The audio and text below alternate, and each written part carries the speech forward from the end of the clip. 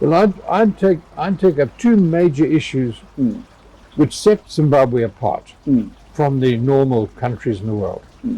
The first is that we've been under sanctions of one kind or another for the past 60 years. 60 years. 60 years. In fact, the sanctions program against Zimbabwe is probably amongst the longest running sanctions in the world. And started 1965 with United Nations imposed sanctions on us. And then more recently, the sanctions imposed by the United States and Europe. So that's forced us to be self-reliant.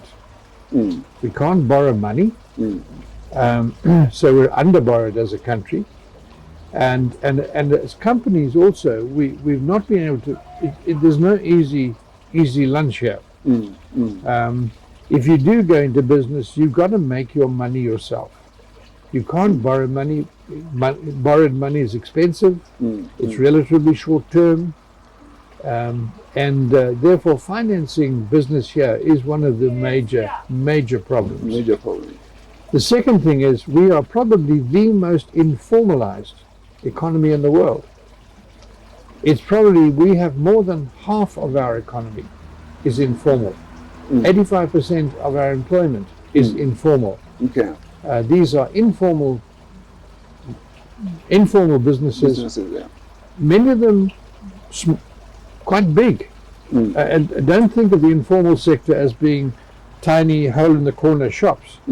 Some of these guys are quite large.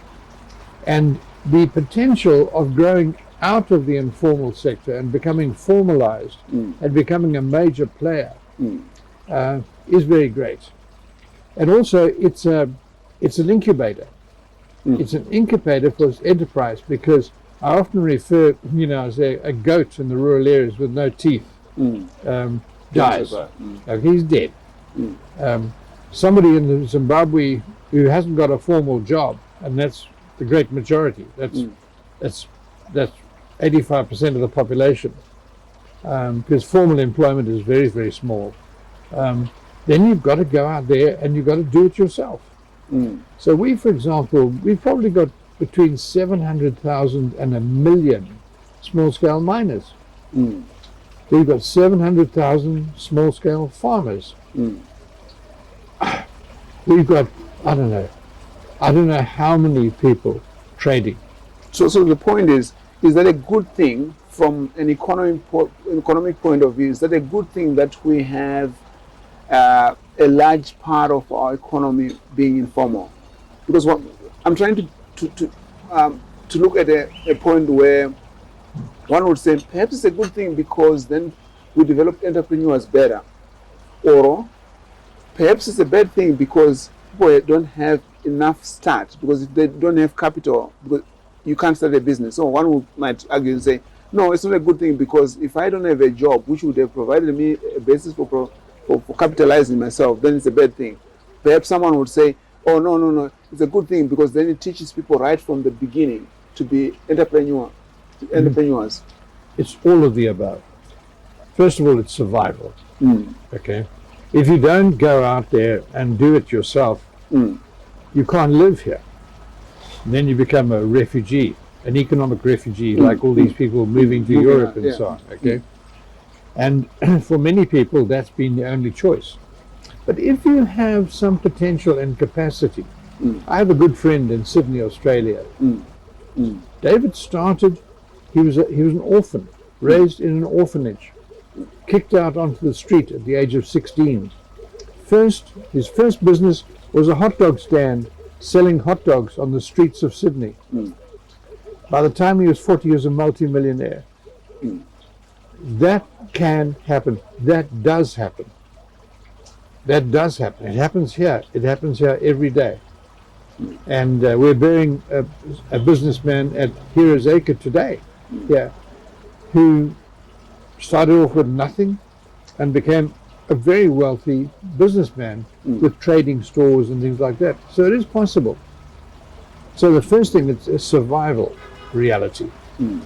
The second is that, sure, it's an incubator. It's a place where you can learn skills, where you can start. and if you work hard and you've got the capacity, you can grow. But at the same time, it means that we have a population of 16 million. The government has to provide for their needs: health, education, transport, infrastructure, water, blah, blah, blah, it's a mile long. But you've got a very small tax base. Why? Well, because half your economy is informalized. How do you tax them? You can't tax them. You know, we have various things which we're trying to do. VAT touches them.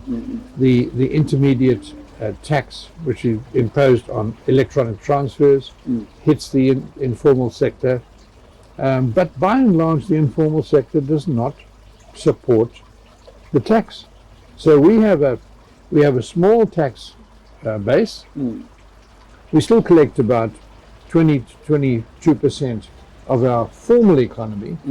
But if our formal economy is only half our national economy, you know, we're collecting very little tax in relation to our potential. So that puts huge constraints on government.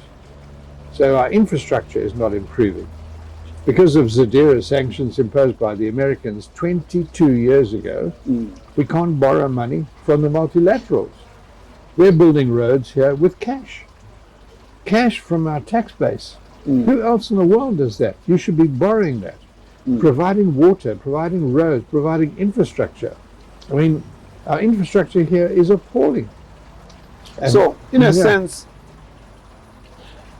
what you are saying is that there's competition right from the beginning in terms of when we're looking at the young and upcoming people from school who just finishing school, they have to learn to compete right from the beginning, otherwise they won't make it.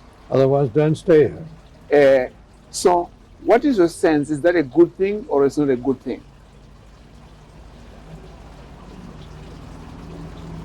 In connection, particularly in connection with entrepreneurship, when you look at entrepreneurship as with that lens, is that a good thing that young kids are prepared? Either they survive or they sink. Yeah, or they leave.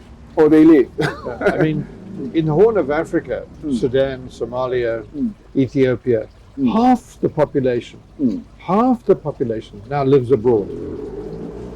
I mean, we have millions of Zimbabweans in South Africa. You pull into a filling station or a restaurant in South Africa, and if your waiter treats you like a human being, he's Zimbabwean. I guarantee it. I guarantee it. Okay? But it is tough.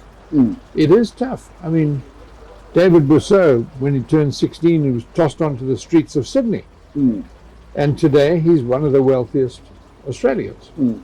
And doing fantastic things. But not everybody can do that.